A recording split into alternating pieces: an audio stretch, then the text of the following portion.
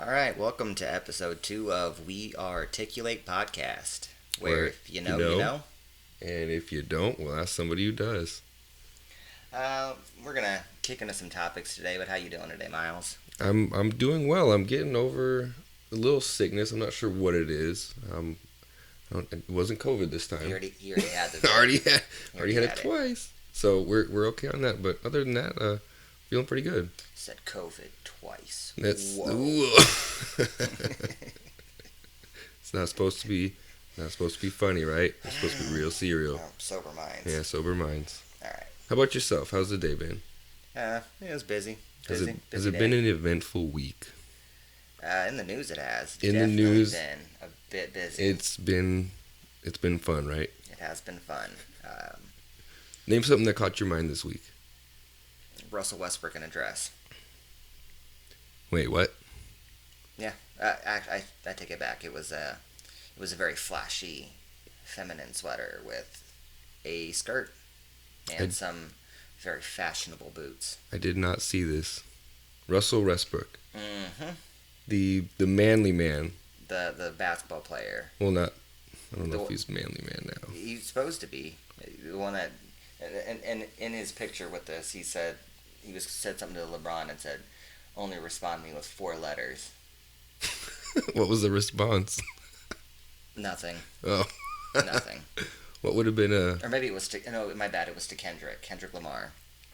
It doesn't matter if But what was he asking for? I wonder. He was asking to be called the GOAT. Oh. And greatest of all time. My assumption. I don't understand this whole fascination with getting men in dresses or feminine clothes. It's I've noticed it more and more. I think it's hard to miss anymore as far as Hollywood's concerned. There's even a series, I forget what it's called already.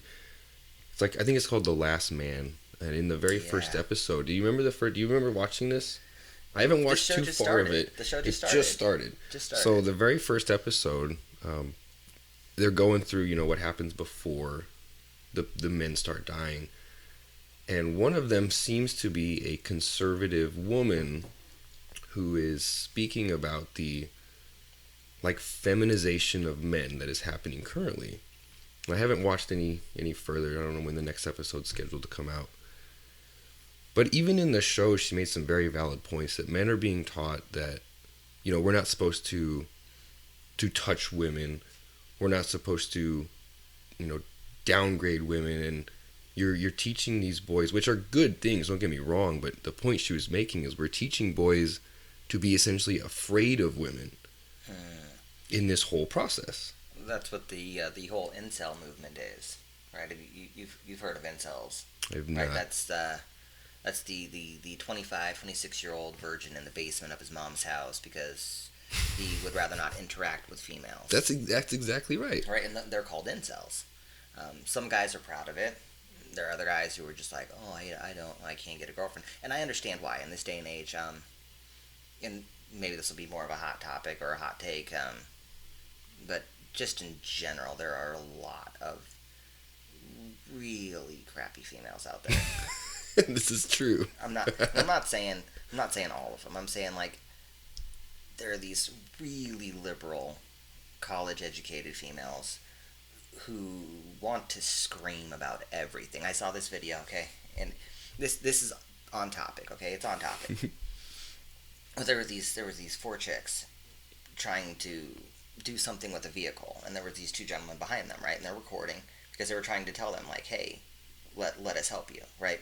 We're not hitting on you, we just want to help. Mm-hmm. So what you see in the video is these 2 chicks in this Ford truck, and there's looked like a Mazda SUV on the right hand side, and they had battery cables on both batteries, and both vehicles were running. Yeah. Okay, wait, hang on here. So when you say the vehicles are hooked up via battery, as if they're trying to jump the car. As though they're trying to jumpstart a vehicle. Okay. But both vehicles are running. But they're running. Okay. And these females start getting panicky because these 2 gentlemen behind them trying to help them. and they say we're not interested in you. We've already told you we don't want to date you. We don't want your phone number. We don't, right? We just leave us alone. And these guys are like, no, we're not interested in trying to get your number to hooking up with you or anything. We want to help. Like, you're going to electrocute yourself. And Yeah. the one chick proceeds to, like, pick up the cable in between both vehicles, and they start driving. They start rolling down the For street what- as she's for- holding this cable, and they're walking backwards. What do you think they were trying to do? Did they ever get to that point? We get to that Oh, point, no. right? So finally, one of the guys gets out, and he's like, you know what? Listen, you guys are really going to hurt yourself. Like, what are you... Your vehicles are both running. You just take the cables off. And the one girl goes, I know what I'm doing. My dad's a mechanic. And he's like, oh, well, you should probably call your That'd dad. be smart. And she's like, no, we know what we're doing. He's like, well, what are you trying to do? And she says, we're trying to get the AC to work. Oh. Right, but that's that toxic femininity. Where you Right. cannot ask a man for help because it is viewed as... I don't even know if I'd go that route. It's just these females who think that, oh, well, I'm pretty, so obviously these guys are trying to hit on me, right? When sometimes a man is just trying to help them out. That is true Like, as well, yeah. We're not saying that you're bad at things. Like, we're just, like, if we see something, we want to help, right? As men, men feel that that's their job, is to assist where they need to. And I think that you can even see that in children. I'll use my 2 children. And granted, this is my personal experience, but from what I've noticed from when my kids are growing up is my oldest, my boy, will typically try to help my little girl for the most part. Okay, it's not 100% across the board. But he also does that with other things. I mean, he helps with other people as well. Now, I don't know if this is just my personal experience, but I feel like that has, throughout history, people have naturally, the men have been the ones to do certain things, women to do other certain things, and evolutionarily speaking, we have kind of diverged, our brains necessarily have gone in 2 different ways. And it's a natural thing. It's not a bad thing. Yeah. It's just the way things have been. Well, when people say, like, oh, well, men did the hunting and the killing and the women stayed in the kitchen, right? It's not a slam. No, not at all. Right? There was a symbiotic relationship between men and women for the entirety of humanity's existence, right? Men at that time, and still to this day, were just more physical, more capable of doing those things. That's just right? the way And the there was- body's built. And there was a symbiotic relationship the entire way through. Man could not have existed without the woman, nor the woman without the man. Correct. Right? There was a need to pair up, right? And that's why females generally tended to look at the more masculine man, right? Was because that obviously gave the symbols of he can provide better. I would go as far to say that still exists today. It is just being suppressed.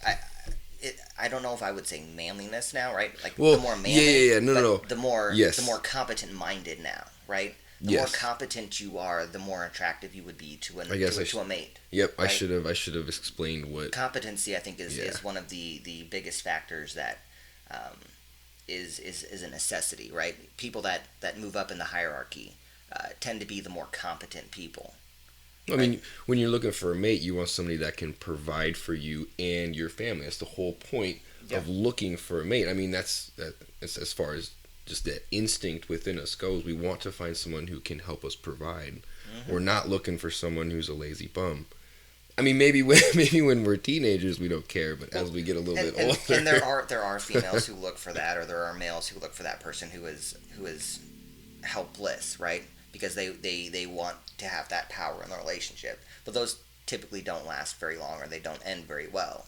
And isn't that kind of along the lines of like the Disney movies, that the princess was in the movies was always the helpless one that needed rescuing, and there's this whole weird concept behind it that was a... First and foremost, you can't call girls princesses anymore, because that implies helplessness, right? Which is crazy, man. It is kind of insane. But I don't think I would ever teach my little girl that she's a princess, right?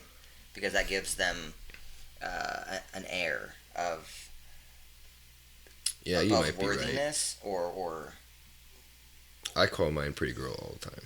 Yeah, I call my little girl some names and stuff, but like, it's just not right. Like, princess is not something that I want her to walk around. No, and that's she's better than. That is true.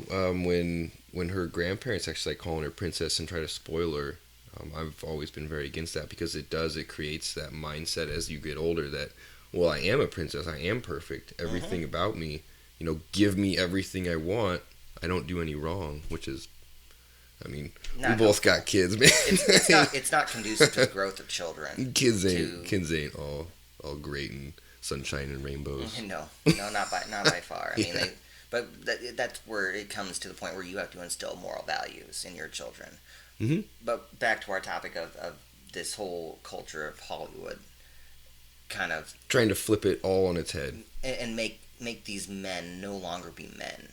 And the thing the crazy thing that I saw, right, in all the comments about this whole Russell Westbrook and Lil Nas X and Harry Styles was, well, men wore dresses back in the day, but they were a different kind of cut. They were completely different styles from what the females were wearing, right? Like the definition of dresses was not what we call dresses in the modern day. Yeah. So I mean that's apples and oranges. You can't. Well, the Scottish wear kilts. That's not trying to be feminine though. Yeah, that's what. that was a manly. That was culture. that was just the way it was. They weren't trying to emulate a woman and trying to be feminine, trying to bring out their feminine side. And so with this whole dragging men down, I don't think it's good for society. Because when you create weak men, you have much harder times ahead of you.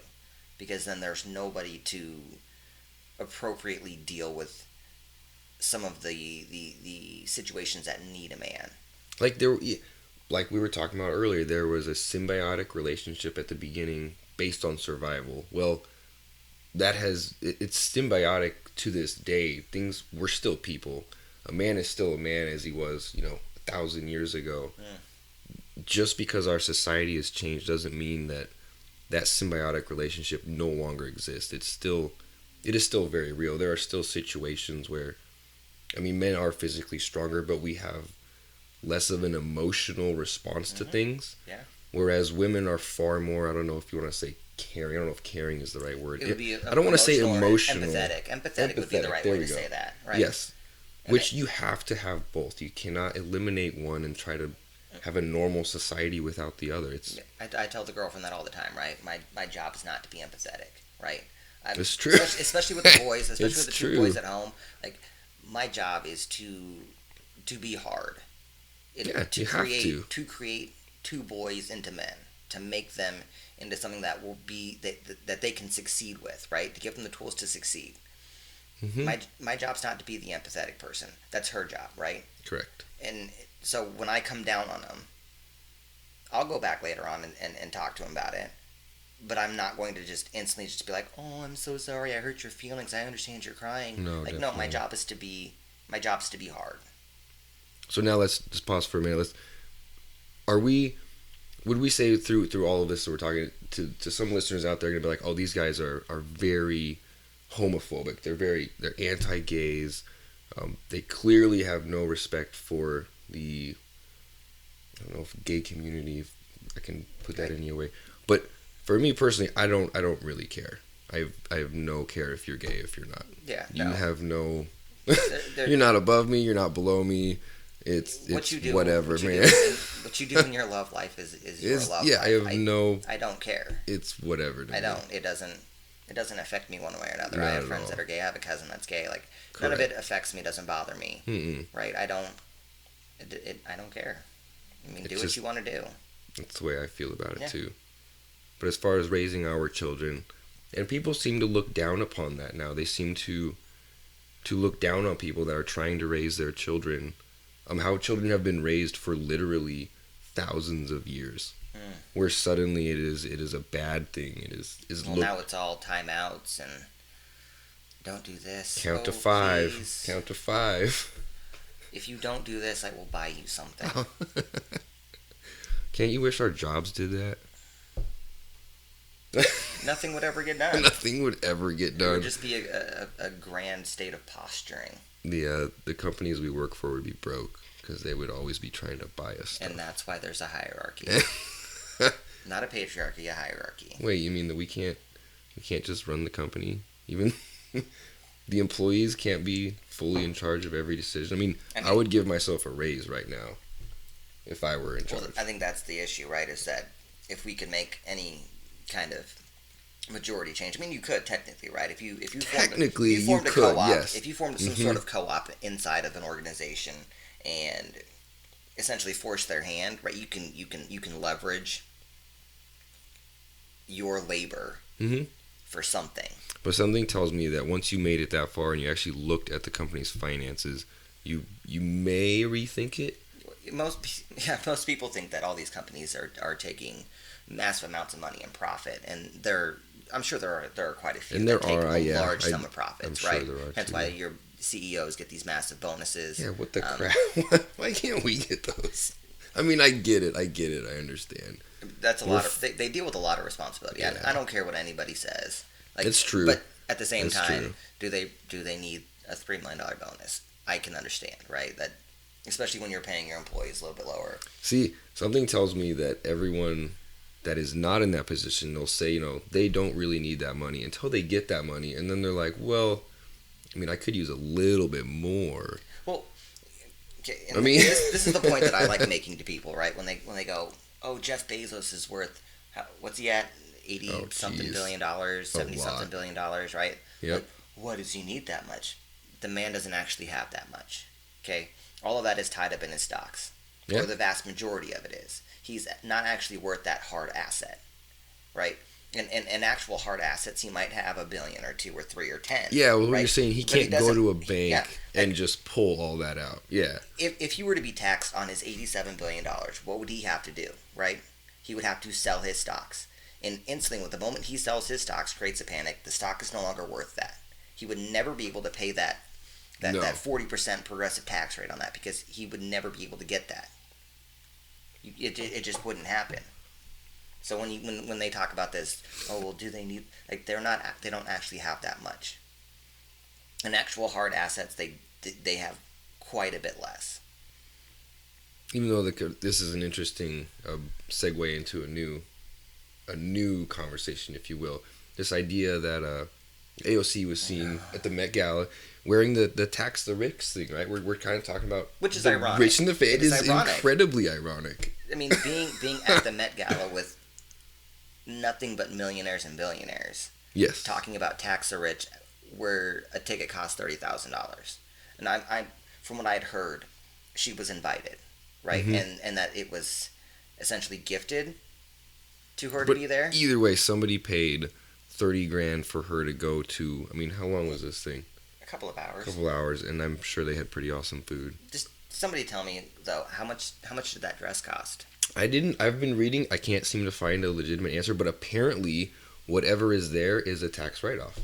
Right. So you can use it. I mean, are you kidding me? Tax the rich, right? But no, we're gonna go right off this awesome dress that I just bought. I have got to throw a massive shout out to Hotep Jesus. Ooh, okay. Why is this? Because Hotep Jesus said, and I quote,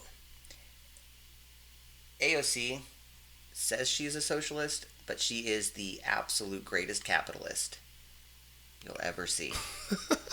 That's a big statement. It is, because as I was driving today with a girlfriend, scrolling through Twitter, I see this video pop up, and it's I want to say it was Kevin O'Leary from Shark Tank. Okay, and he was talking about AOC's online shop. Ooh, right? Was he pro or against? He loved it. He was laughing about it. He loved it. She had a $67 sweater on there, talking about tax the rich. Oh, on her website? On her website. Yeah, yep. Okay? And he was like, guaranteed at the most, she spent $6 on this fleece sweater, $5 in shipping. Look at the markup. Look at the margins. He's like, these are excellent. He's like, inside every socialist is a capitalist. They just don't realize it. Or they do. They're just trying to cover it. And when you understand this, AOC, get a hold of me. We can run the game. So and he had nothing but facts. Yeah, so when AOC actually says tax the rich, this is all what I like to call bumper sticker politics, where it sounds great, right? You're like, oh yeah, tax the rich. This should be easy peasy, right? But yet, the people that are screaming this are the rich, and they don't believe it, not for 1 second. Not at you the talk end about of the that, day, right? You tell yeah. them, well, would you pay higher taxes? Sure, I'd pay higher taxes. So why don't you give more taxes? Oh, well, Because I donate to charities, I was which is talking a about, tax write-off. I was talking about some of this earlier, right? So these are the people that are out there. They're campaigning hard that the rich need to pay their fair share. But at the end of the day, when tax season rolls around, how many of these tax-rich people hire the best tax expert they can to try to recoup as much money as they can?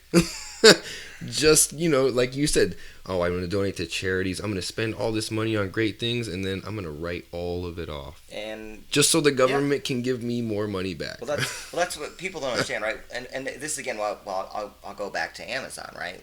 When Amazon, they say Amazon pays no federal taxes, right? Well, why is that? Because they take all of the money they make in profit and reinvest it in the company and say, we didn't make a profit, right? We didn't make a profit. We broke even. Mm-hmm. We broke even. And they take that and they reinvest it in new technologies and new ways to make things ship faster and deliver. Like they increase the company, but they keep the profit inside the company and say, we're just improving it. So this $3.5 trillion bill, right, that Biden has recently announced, is supposed to make the big corporations and all the rich people pay their fair share. Do you not think that the same thing that's been happening is just going to keep happening? Well, it's going to be worse because no major company is going to pay those taxes. No, what's going to happen is they're going to ship that offshore. They're going to offshore everything. They're going to move their factories. They're going to move as much of the business model as they can overseas where they can't be taxed. You think that you're going to get money out of them. They're going to be like, oh, we're not here. You can't tax this.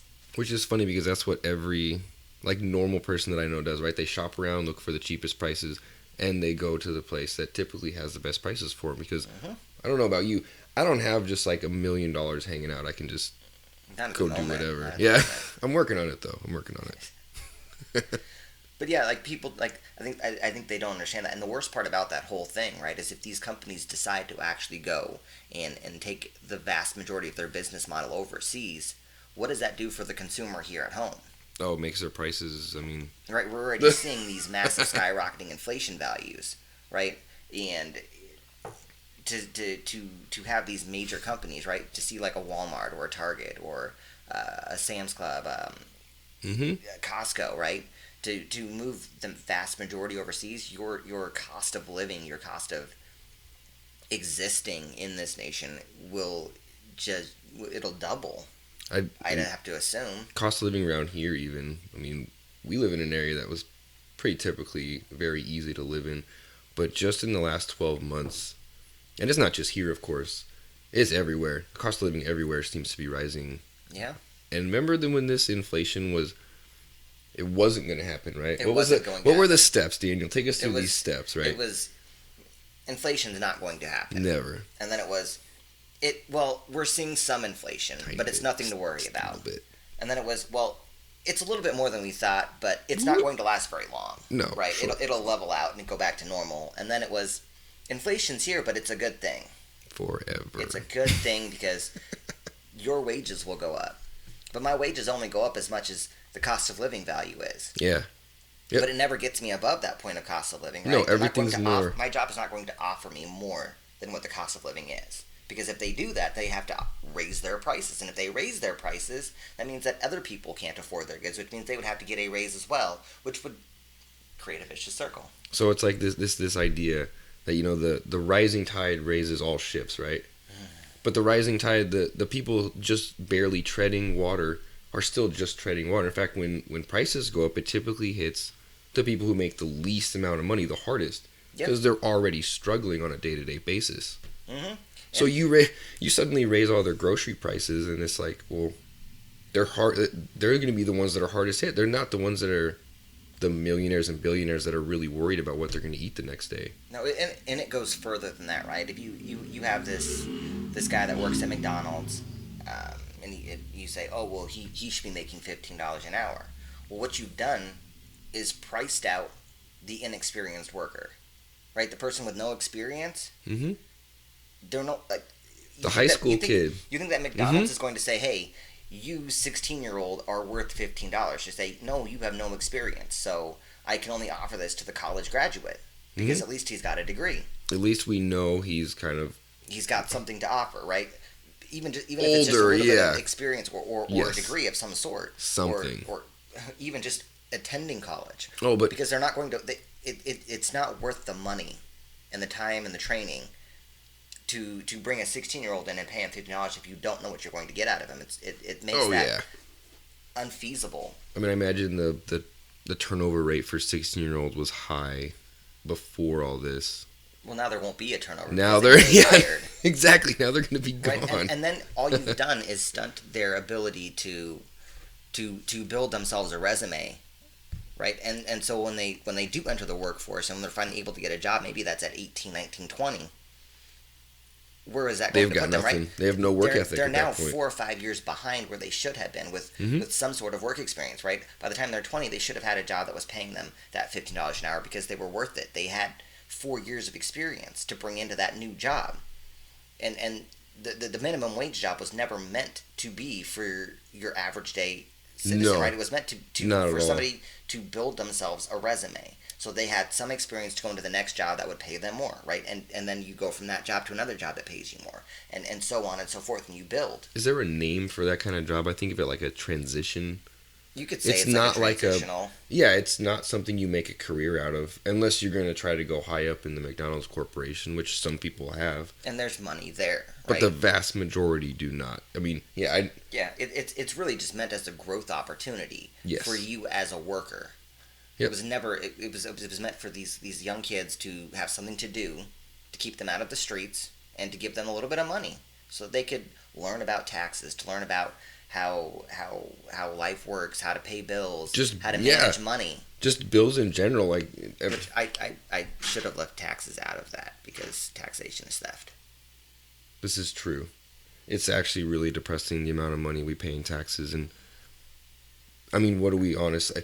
And people are going to say, well, they pay for our roads, and they pay for our schools, and, all this. I don't want to rant about it. I mean, that's what this is because for. Because I could definitely rant about taxation and the amount of money, that the people of this country give in for what? I mean, we're giving it to a country that is how far in debt now? It's astronomical. Well, I think it's even worse than that, is that they take your money and they give it to something or someone else or a different country like that. Oh, don't get me started on that. I hate that.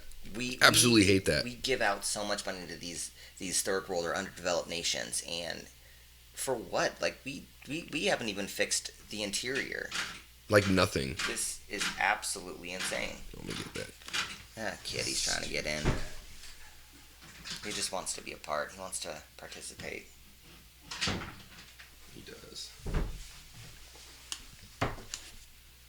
But no, you're absolutely right. It's amazing the amount of money we give to these other other countries, rather. Which, in and of itself, if you were to say, well, what, you don't want to help these other countries? I'm going to say, well, it's not that I don't want to help them. It's that I want to help my neighbor.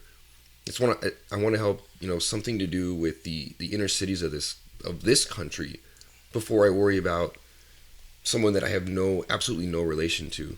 Well, the most help that I see the United States giving is some very well placed missiles and bombs, and I don't think my money should go to that. No, I don't think we should be bombing people in Syria and Iraq, Afghanistan.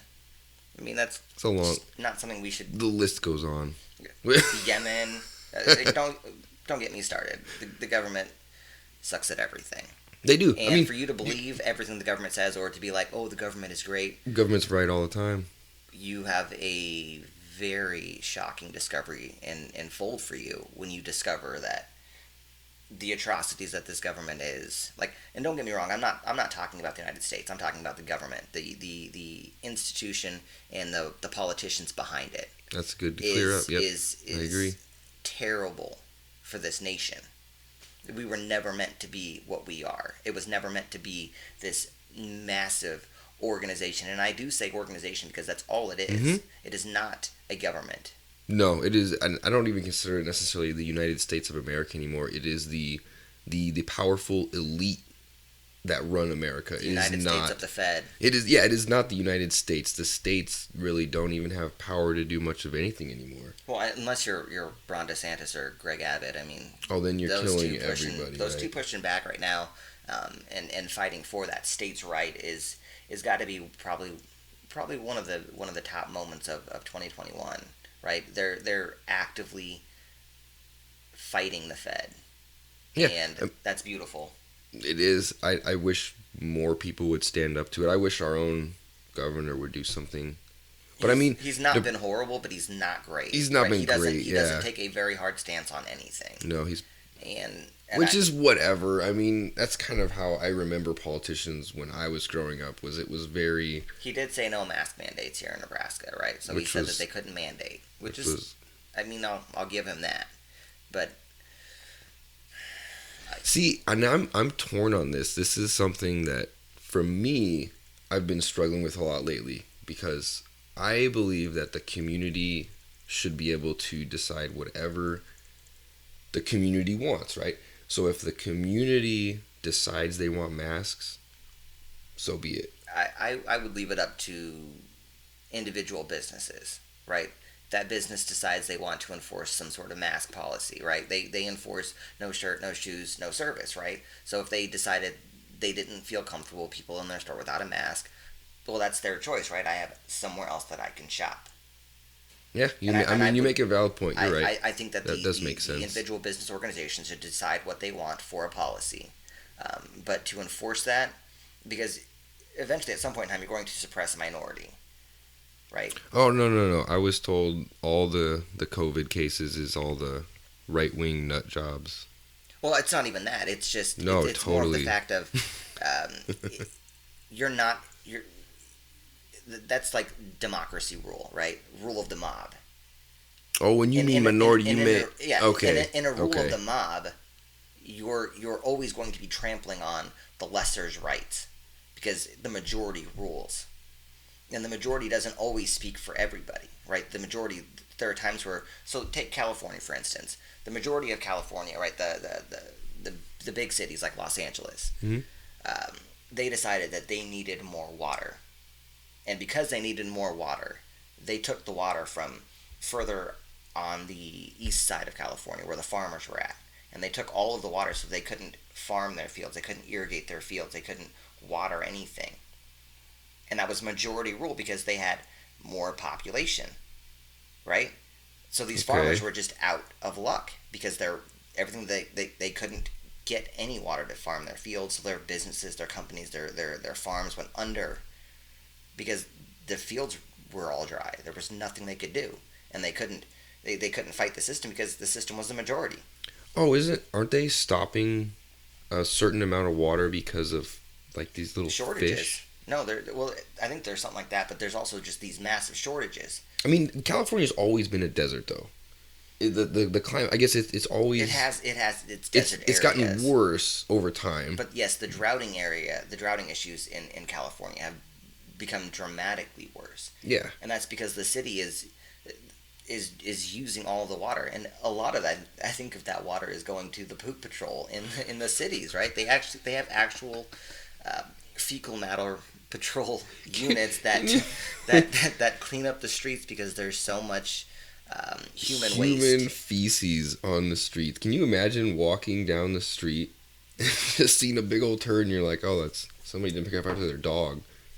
Only come later to realize, no, that was Bob down the street. Well, they know everybody already knows that there have been multiple businesses that have shut their doors because of hobos and homelessness. And people just defecating in front of their shops where they can no longer actually have business because people didn't want to go there. So are you not disappointed at the recent outcome of the recall election that happened in California? I think it was foreseeable. I mean, I do too. It's unfortunate, though.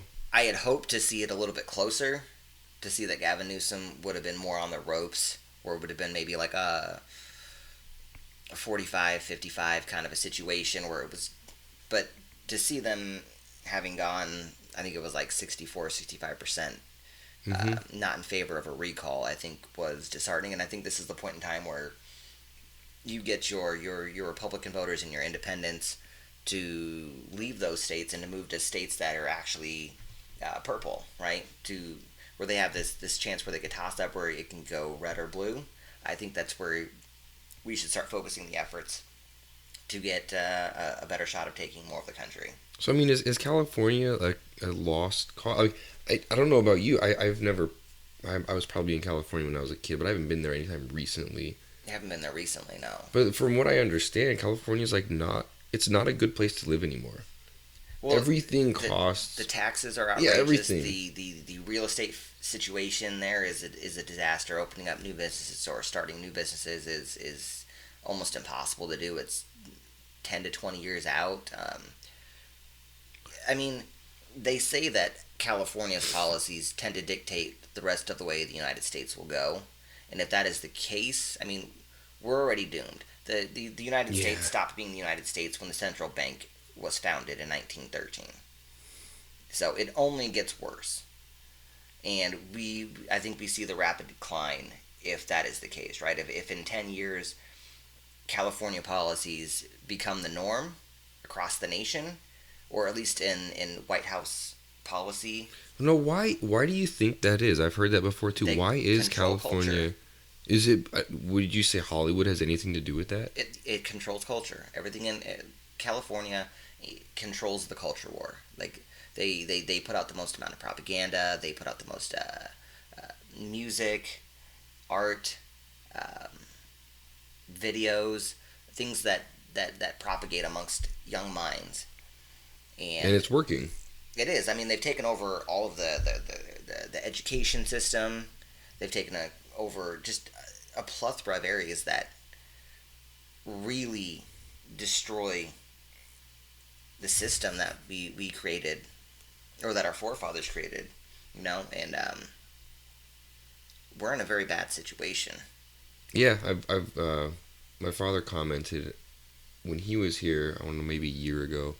We went to pick my son up from daycare, and I just left my truck running and just walked inside and grabbed him, and he's like, "You're going to leave your vehicle unlocked?" I'm like, "Well, yeah." Like, what do I got to worry about? You know, it's small town America. What's the worst that's going to happen?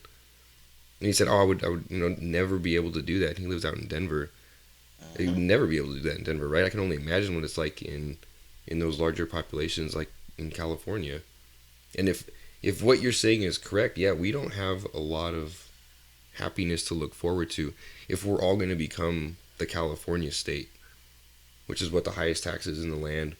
I guarantee you they don't have the nicest roads or the nicest schools either, on top of both of those things. So even saying, higher taxes is going to mean, perfect roads and great schools. I mean, does it though? They might have better private education. That's private though. That's entirely. That's not funded by. I know. I was trying to make some sort of a distinction. It's absolutely true. Even and this is kind of another topic, but colleges down there, all these and colleges in general rather, we're paying taxes for these things, and then you're gonna charge somebody an enormous amount to go to college. Then you're gonna shame them if they don't go to college. Well, let's all be honest about this. Colleges became as expensive as they did because the feds got involved and subsidized your student loans. What? No, the feds would never do that. They care about us. Honestly, it wasn't one of those unforeseen but really foreseen consequences. If the government didn't give you an unsecured loan for an exorbitant amount, that college would never be able to charge people that much money. Because most people wouldn't be able to afford it. No, right? They wouldn't be able to take that. But with the subsidized loan, the government's saying, we don't care what your credit score is. We don't care if your availability to pay that back. We don't care about any of the standard issues with a loan, right? No matter what you do, you're going to have to pay it back. You could die and it's still owed. Yeah, which is shocking, right? No matter what happens, it's owed. The government's going to get their money. You need to understand that. Mm-hmm. That's why I said the government is not a business. It doesn't make money. It never has, never will. All it does is take your money, yeah, and redistributes that money as they see fit. So with the Fed getting involved in student loans, college prices and the cost of tuition skyrocketed because they realized the racket that they could go with, right? They realized that they could say, we're going to charge $30,000 a semester, and And the people government's would, going to yeah, say, the government would hey, pay it. we'll give you that $30,000 every semester for 4.5 or 5 years. Because why wouldn't they? And the college, they're sitting on these slush funds of money. And then the college kid gets out and they're like, oh, I can't find a job. And not only, and if they do find a job, right, it's a $20 an hour job that's not going to pay off the student loan, and then they're in debt for the rest of their lives. They'll never be able to buy a house, never be able to buy cars or nice things, or to exist in the middle class or the upper middle class or the 1%. Unless Joe Biden goes through with his promise to cancel student debt. But didn't he say that he couldn't? Ooh, wait a minute. He didn't lie, did he? He just didn't know, but it's just Joe being Joe, right? He said that he would do what he could, and then he realized that he didn't have power. He says a lot of things I think that he didn't actually mean. But it's not lies. We're not fact-checking. Okay, we're not fact-checkers here. We're not hashtag fact-checkers. But there are a lot of statements that are clearly not true. Yeah, I don't have time. At least not today. Yeah. To go through the veracity of those claims. There's a lot. We're not saying that all presidents are great and perfect. No, but not by far. Not by far. Everybody's got faults. They are all people. We're in a hard that we know of. Maybe they're robots. With here, buddy. A hard segue. What do you think about this situation in Texas? Have you heard what's going on down there with there's a lot of things going immigration? on. Oh, you mean the massive people on the border? No. So I thought that was a movie. I read this report like a night or two ago, and it was talking about roughly around 10,000 people, immigrants that were underneath the bridge. Right, and again, this is something that I have to throw back to Hotep Jesus and Uncle Hotep for being 100% completely factual and correct about. They had said, right as Joe Biden had won the presidency, that he was going to send all black folk to the back of the bus. They said that the vast majority of these immigrants down in Texas were Haitian. Okay? The vast majority were Haitians. And to everybody's surprise, or not surprise, what did the Biden administration say about these Haitians and what they're going to do to them? What did they say? I'm curious. They said they are working on deportation for all the Haitians. No. We were supposed to let everybody... Remember Joe said we were going to reverse all the policies of the... But it was okay for the Latinos, right? So he sends... he sends all of the Latinos across the nation, right? He secrets them in planes and flies them to small towns and cities across the nation. But the Haitians... They can't come in. Yeah, they can't. Them all back. He's sending them all back, right? They said they was going to be put to the back of the bus. And here we are. Well, he is actually... So, he's essentially saying... Hispanics, you can come in. We're gonna get you guys figured out. We're gonna get you guys We're gonna settle you in. Yeah, everything's gonna be golden. But then this new group of people, do they have a reason why? Is there a reason that they are saying they are doing this?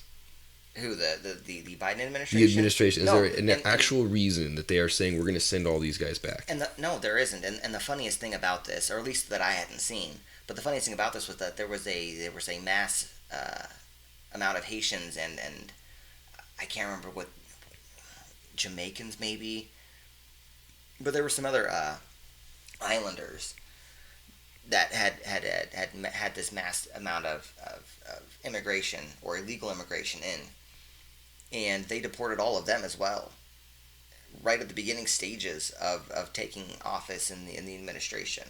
And so there's obviously a blatant disregard for the black people or anything of that sort until we need them again. Oh, what does that mean? In 2024. Oh, when they come back for the election. Because then we need that vote. But they're fighting for that minority vote, bud. Right? And I'm half black, right? But they care. And that's outrageous. And I don't know why we are not more angry about this. We, as a whole people, are not more angry about this. This is what I don't understand. The Democratic Party is the party of the Hollywood elites, of the wealthy people of the country. It is literally the wealthy people you see acting for their career. Their entire career is based on being fake on TV. Is controlling for your entertainment. For entertainment, they're the ones telling you how you need to act, how you need to vote. Those are the people you're following, are the rich and the famous. I don't understand that the disconnect between. I mean, what would you the heroes on the conservative side are? I mean, what, the everyday guy that goes to work 9 to 5, Monday through Saturday? Is that a normal thing? I wouldn't even call anybody heroes anymore. I mean, we're all very... I guess I shouldn't say heroes. The people that the conservatives look up to, because the people the liberals look up to are the celebrities. They're the ones in Hollywood that are the entertainers. You still have some celebrity figures on the right that are in Hollywood, but I think most conservatives will look up to more of like a Rand Paul or a Ron Paul kind of a figure. I do. They look up to a Donald Trump kind of figure, because that's that person that's actively bucking the system, right? They're actively fighting for the average blue collar worker who's getting grimy in the warehouse, trying to provide and subsist in whatever area that he can. So it's not the famous person on TV who's acting like they're a poor person? Which they wouldn't. I mean, I'm sure they've come from poverty at some point in time in their life, or maybe mediocrity in a way of living. But I don't understand it, right? And I guess we can talk about Nicki here, right? Oh, good old Minaj. We can talk about Nicki here. This is an odd situation for me to be in, because morally and ethically, I never thought I would find myself being on her side. All right, truth be told, the things she sings about, I guess raps about, I think is detrimental to a person's soul. I think it's derogatory towards men, derogatory towards women. I think it does not encourage any kind of positive actions as they grow up. That aside, philosophically, what she went on Twitter before she got suspended, and then subsequently onto Instagram, it was eye-opening to me. It's almost like she realized, temporarily maybe, but she realized that she was the one that was being held down by what she called. I mean, what was the name? What was some of the names she called them? I know she called them bullies, but I mean, elaborate on this. There are words that we can't or won't say. No. Right? No.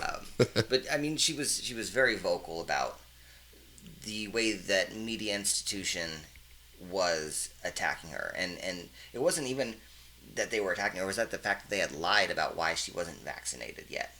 Right? They had lied about that, and that was why she went off the rails, right? She had told the story about her cousin's friend, and the media took that and said, oh, she's not vaccinated because she's scared of the swollen... Yeah, right? And that wasn't her point. She had said that she wasn't going to be vaccinated because she had just had a child, and she wasn't going anywhere, and if she went on tour, that she would get vaccinated. That is true, right? And that she wouldn't get vaccinated just to go to the Met Gala.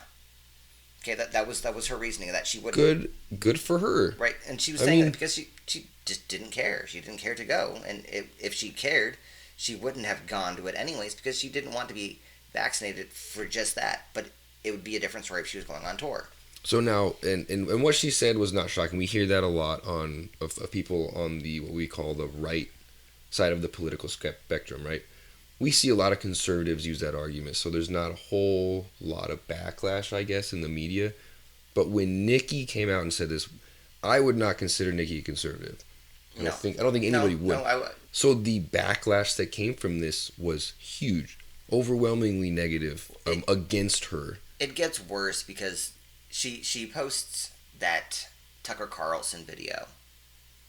And people flipped out. Yeah, and I mean, they were like, oh, he's a white supremacist, which of course Tucker Carlson is not. Yeah. He's an opinionated man. Like him or hate him, Daniel, it is what it is. You know as well as I do, everything in this day and age is hyperbole to the extreme. Everything is the worst since the Civil War. Everybody's a Nazi. Everything's Jim Crow. A fascist. Everybody's everything under the sun. It's I mean, the words we use no longer have any meaning, right? Zero. So when someone walks up and is like, "Oh, you're a Nazi," you wouldn't take any offense to it. You're like, "Huh, this guy's stupid." Yeah, I've heard that so many times. Oh, that's a terrible joke. You're a new one. They called my Jewish buddy a Nazi just last week. Like, it's obviously not that bad. Yeah, like it's disingenuous, Very. Right? The conversation topics that we have are the words that we use and we throw out all the time. Which yes, that's a whole nother topic. But so Nicki goes off and says something along the lines of, well, obviously I just can't have conversation or agree with people that you disagree with. So how terrible of me. And they were like, they kept going on about how he was a white supremacist. They kept fighting. Do you know how many presidents are white supremacists? And people were like, well, there was a lot, but that doesn't mean you should condone that. She's like, I'm not. Like, it got even worse because there were journalists that went to Trinidad to try to track down her family. Oh, the prime minister of Trinidad, or I don't know if he's a prime minister, somebody came out and had to make a whole statement about it. And she went out and doxed 2 different journalists because they were going after her family. They threatened them. They said, essentially, if CNN finds your family, they're going to expose every single one of them. They're going to tell them where they live, who their friends are, who their girlfriends are, their significant others. And Nicki Minaj had just had enough, right? She said, stop it. And so she threatened them on Twitter, which is one of the reasons why she was suspended again. Oh, twice? I believe so. Ooh. But she also exposed some of their contact information for these journalists. And I mean the entire debacle is hilarious, right? And I listen to hip hop. I don't mind Nicki Minaj music. I think it's not for children.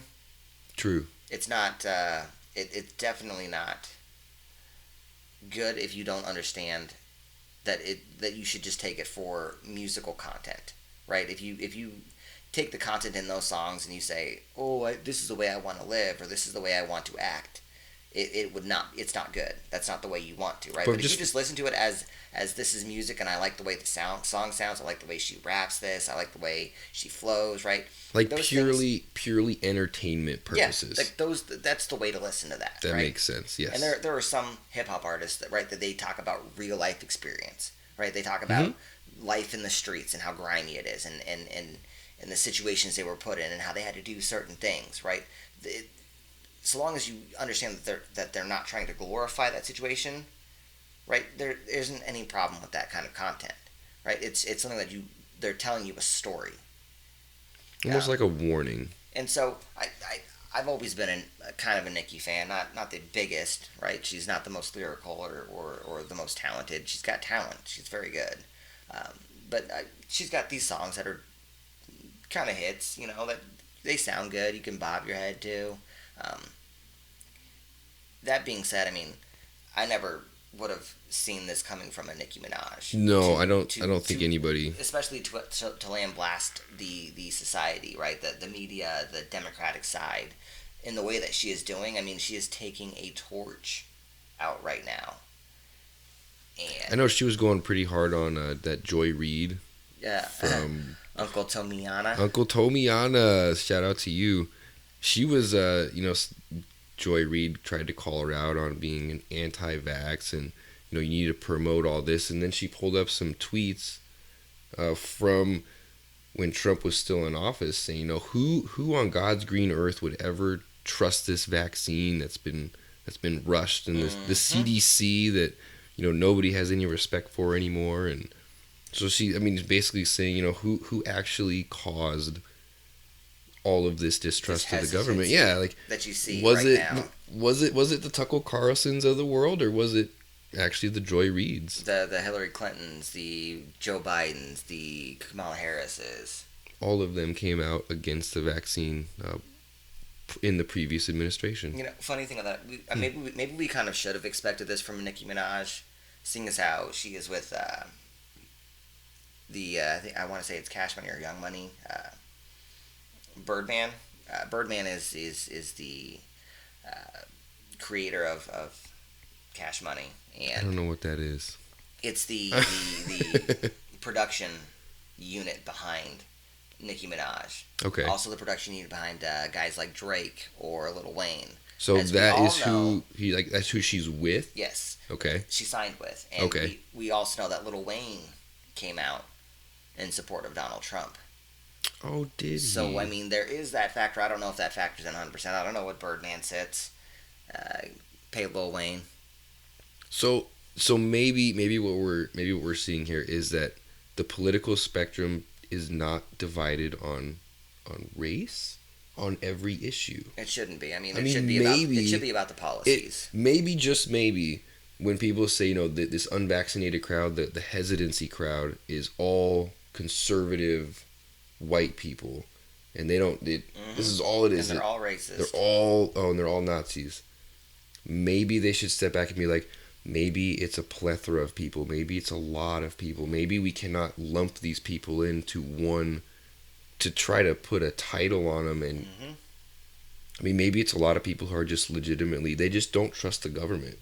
I know at the place where we work with a lot of Hispanics, and I know a lot of them, I mean, naturally, just based on the country we live in, they don't trust the government. I mean, why would you want to trust a place that if you go, they fear they're going to get looked down upon in any government institution they walk into?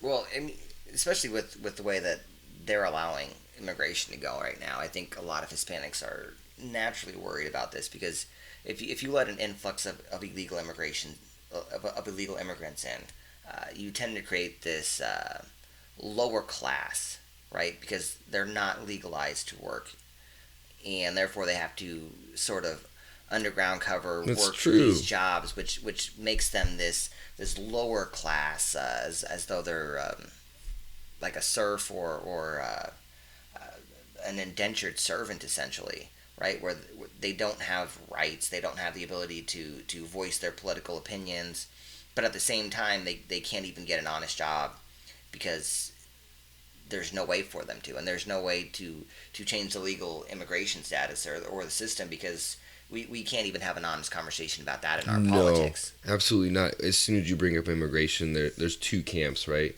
It's either you want to put up this wall and keep everybody out, or you want to just let everybody in, hell or high water. And there's no in between. It's amazing there's no in between. I don't think you're going to find a conservative who says there should be no immigration. Every conservative or independent is going to say that obviously immigration is necessary and needed in a nation where there are certain jobs or qualifications that other people can't get that maybe people of other nation status can, right? You know, you see a lot of Indian workers come in and do jobs like doctors or computer programmers, right? They have that educational level. There are other qualifications that bring immigrants here.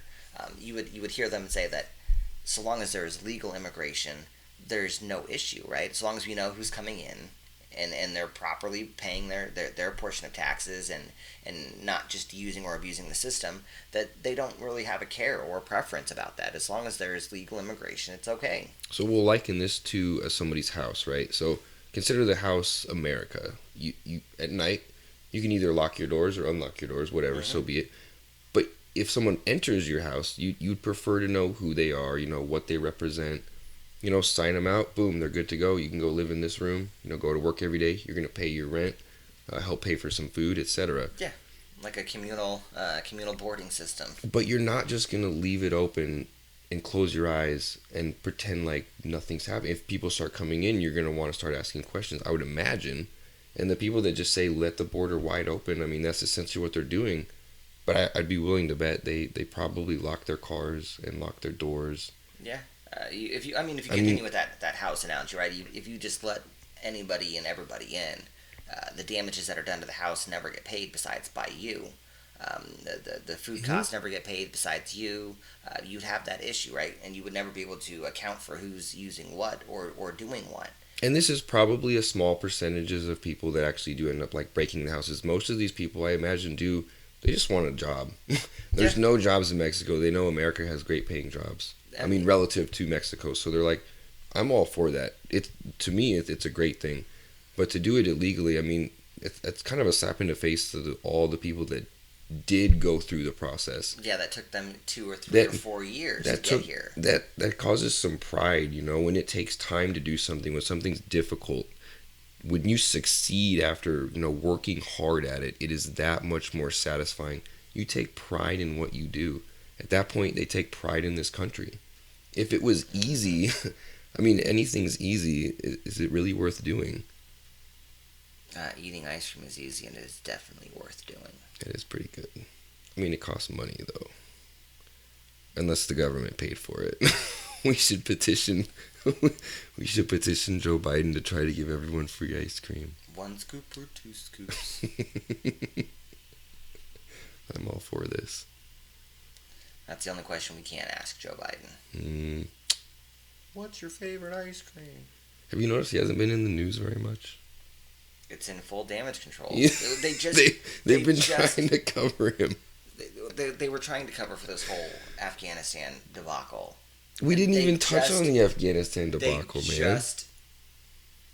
They just confirmed the last strike. Blew up 10 civilians, one of which was a contractor for the United States government to help them fight in Afghanistan, along with 7 children. And they said, "Oops, our bad." So remember when this strike was first initiated, the build up to it was. So this is the second strike. The first strike was guaranteed on an ISIS K. But this next one, wasn't it the build up to something detrimental is about to happen? It was we a have bomb to maker. do this. And as soon as they got it, they're like, boom, nothing bad happened. And they came out and they were like, "Oh, we got this. We're good." He was fundamental in ISIS. Do you know? And he was planning these horrible attacks, and then all of a sudden, news started trickling out like within hours. Yeah, real quick. That it was a civilian with his children, and they were like, "We don't know anything about that. We have to look into it." They kept the tweet up though that Joe Biden, is that not misleading? When Joe came out and was like, "We got him." And did you find it weird that they never released any of the names of the people that they killed? Well, I think what we got clearly and purely was an Biden administration continuation. Biden, I like this term. So we're gonna keep. Obama was the bomber in chief that we never knew we needed, and now we have Joe Biden to continue that on. He's trying bombing and killing civilians, along with, I'm going to assume at some point in time he's going to start his extrajudicial killings of American citizens, just like Obama did. That's not right. He never did any of it. He was great. Look it up. Nothing but facts here. That means that our listeners are going to have to do their own research. Next time we'll post that research. I will post it. No, but we can't. We should never encourage people to do their own research. Just trust the government. You'll only hear us encourage you to do your own research here. If you think we're incorrect, by all means, fact check us and post it in the comments. We encourage nothing but. Please don't use the term fact check. I'm so tired of that term. Wikipedia check. There's something else, man. I don't care what it is. I'm pretty tired of that term. But Jen Psaki's gonna circle back. She's gonna circle back on that. I'm kind of sad that they released all that information on Friday because that's the only nobody time to release any bombshell nobody information. could talk to her. That's the only time to release these massive bombshells. And they tried on a weekend. They tried so hard. And bury it.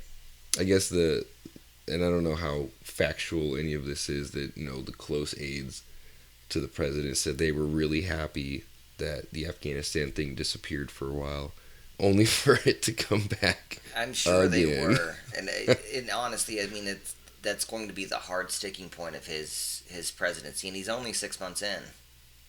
Only 6 months in. And then COVID was supposed to be squashed. I mean, this was, at the very least, and this is coming from my heart, I thought when Biden was inaugurated, I was like, at the very least, we're going to go back to what I considered normal. Yeah, I definitely agree with you there. I definitely thought they were going to push this down and be like, oh, look what Joe Biden's in office, and all of a sudden the cases would just... And everything was going to be smoothed out, right? I thought the world was going to go back to what it was, in Trump's presidency, in Obama's presidency. It was just kind of I don't know the right word I'm looking for. It was just normal. What I considered normal. But we should have anticipated the governmental overreach that was possible with the I pandemic. I didn't see it getting to where it is. I didn't. It is far worse. Like, we joked about it.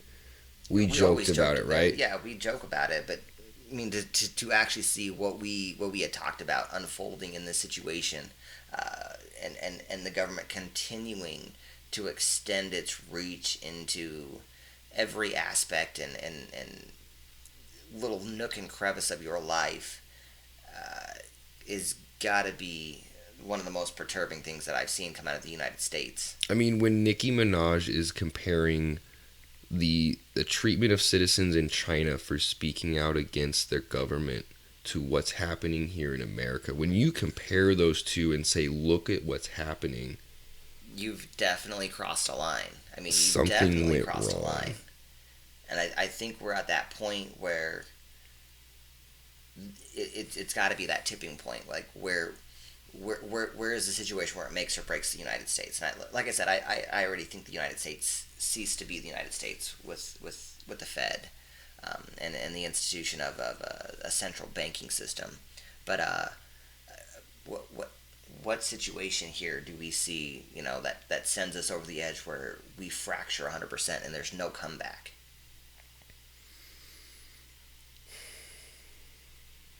I think if nothing changes, and I mean big changes, I mean, like, if we were to go to war with China, if China were to attack us physically tomorrow, I think America would pull itself back together and be like, all right, let's get what we need to get done, okay?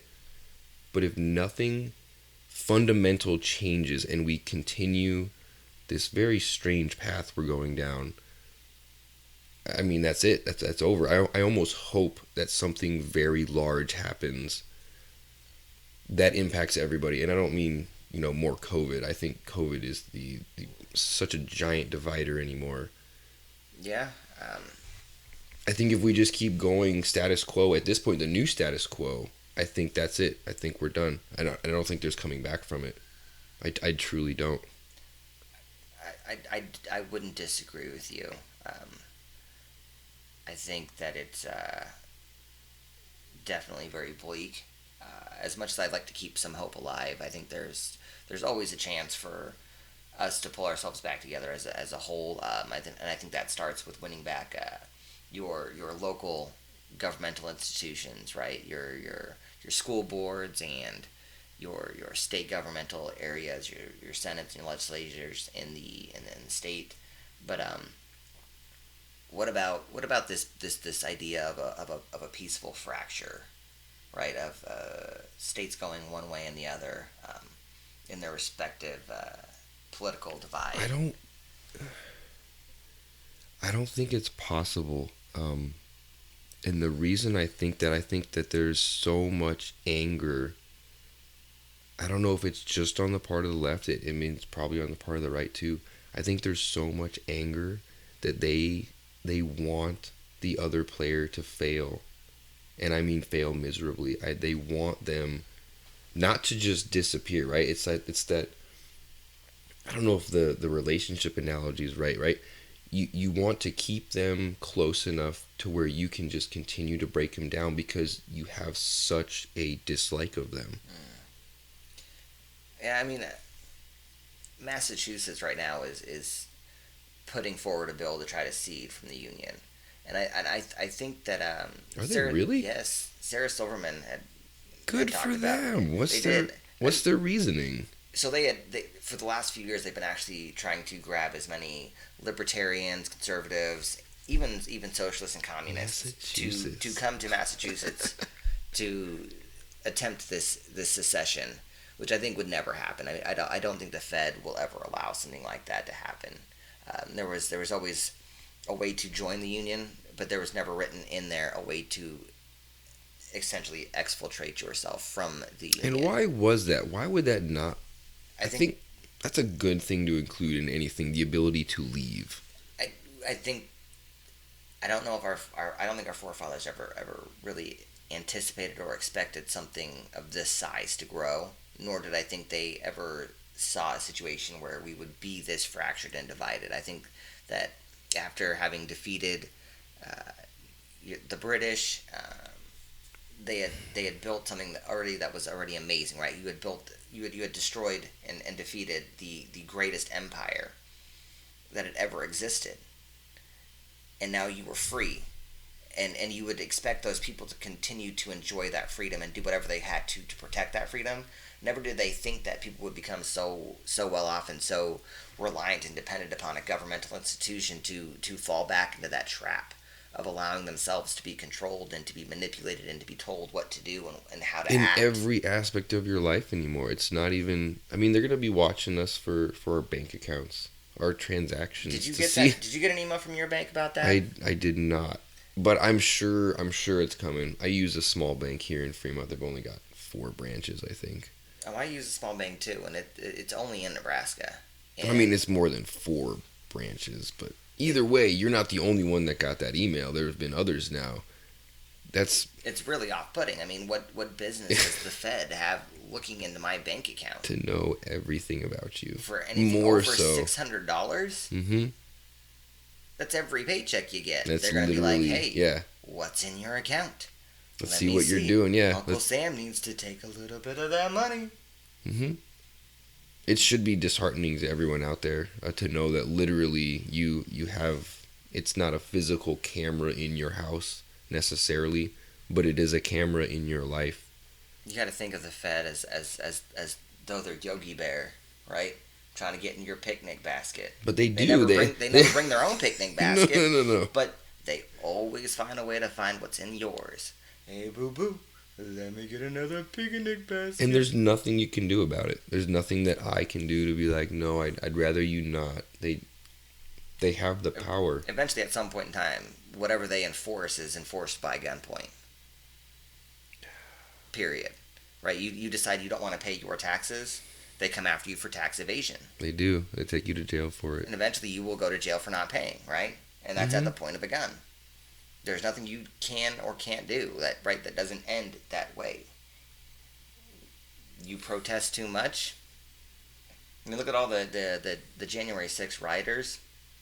Oh yeah, right? The vast majority of them are still locked up with no chance of getting released until their court dates. And their court dates are scheduled out until like January. There were some guys that were supposed to have their court case in January, and there was a certain motion filed. I can't remember what it was called, but the judge agreed and pushed him out until like February or March with no release.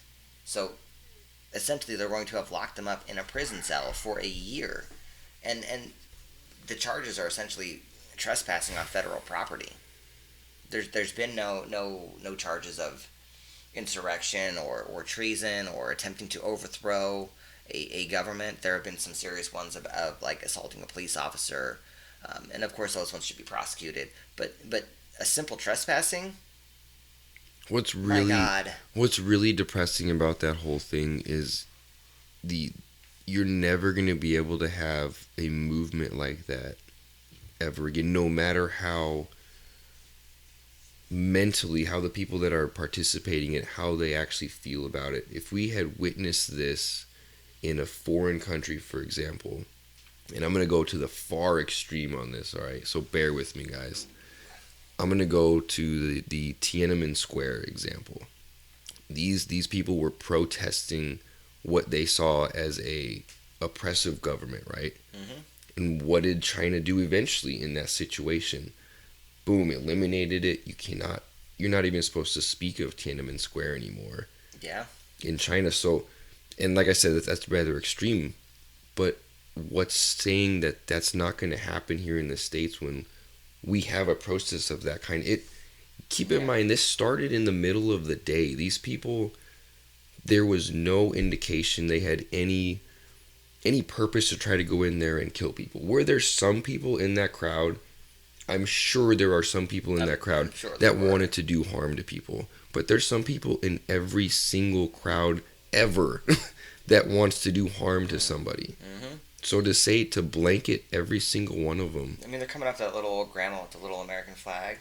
They're going after her on charges, trying to get her locked up for a year or two at a time. Like, there were people that wandered in. There were people that were allowed in by the police officers on scene. There were others that stormed the gates, right? And by all means, prosecute those who deserve prosecution. Exactly, do what you would normally do to a normal person. To hold all of these people with no bail, you know what we call that? That's a political prisoner. That's a perfect point. That's exactly what I see these people as at this point. I mean, these are people that legitimately believed something odd happened in the 2020 election, right? There was something very strange. And he's saying that's what they believed. This is, yes, what they're believing is that something odd happened. How do we go about explaining this? We go protest, right? We go to the Capitol building on that day. But there was no ill intent involved. I think the FBI did a huge investigation into this, and so they found there was no planning. There was not. They just wanted to show how much. And I don't mean to make this sound, hunky dory. This was not all sunshine and rainbows. There were people there that obviously broke the law. But like Daniel's saying, to hold them as prisoners, as political prisoners for as long as they are, I mean, what did they actually do? We've gone a bit too far, I think. I know. And if there's any chance of dialing this back or bringing a nation back together, we're not in the right direction.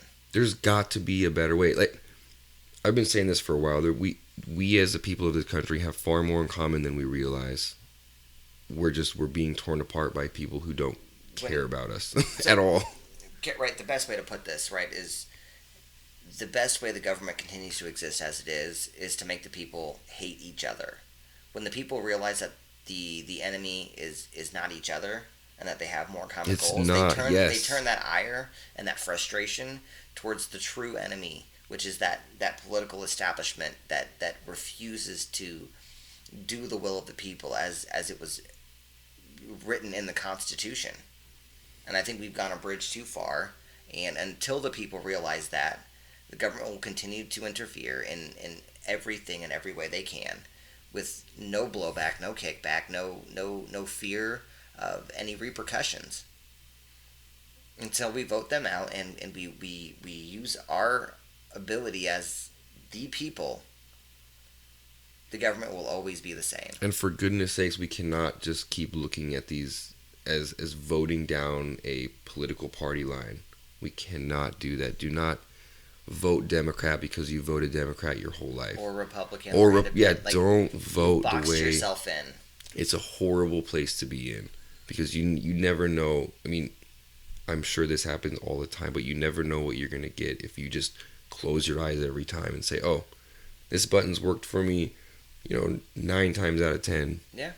Even though there's new people, the same button, I'm just gonna keep hitting that same button. The buttons change.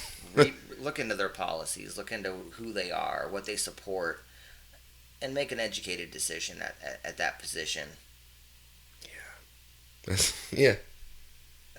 Probably the only way you can put that. It's time to it's time to unite and to fight back in the right way, right? Which is with fighting back with your vote. Let's use our votes to make these political tyrants afraid of the people. Because we are not different. Hold them accountable. I promise you, if we were able to sit down and have a real conversation, people would realize they have far more in common than they have in difference. Yep, turn off the media every once in a while. Don't listen. And if you're going to listen to like your CNNs and your MSNBCs, then you have to listen to the opposite side as well, right? And then typically you'll find that the truth is somewhere in between those two. Yes. Yeah, listen to them. I know this is probably overplayed, but listen to them with an open mind. Yeah, I mean, and that, like I said, I mean, if you look at both sides and you read both sides, you're going to find that middle ground where now it makes sense, right? Because there's going to be a little bit of truth on that left side. You're going to be a little bit of truth on that right side. And if you put both those truths together, you're like, dang, you'll probably find something more fulfilling and full and closer to the truth. You'd be like, where is this candidate that holds these policies, right? Mm-hmm. Where's the candidate that believes a little bit of the left, a little bit of the right, and a little bit in the middle? Yeah, I mean, being able to compromise. That's any relationship you've ever been in, right? If you can't compromise, the relationship tends to go nowhere. Okay, but if you can compromise and maybe find somewhere in between, you're able to make that relationship work. But you have to talk, and you have to be open and honest. And if we're not honest with each other as a nation, then what good is that? Sounds like we need to get the adults back in the room, huh? Joe Biden talks like this at the end of every one of his little media pieces. We should just not take any questions at the end of this. No questions, guys. No questions. But that will do it for tonight. Thanks for watching We Articulate podcast, where if you know, you know. And if you don't, well, ask somebody who does. Signing off for the night. Thanks, guys.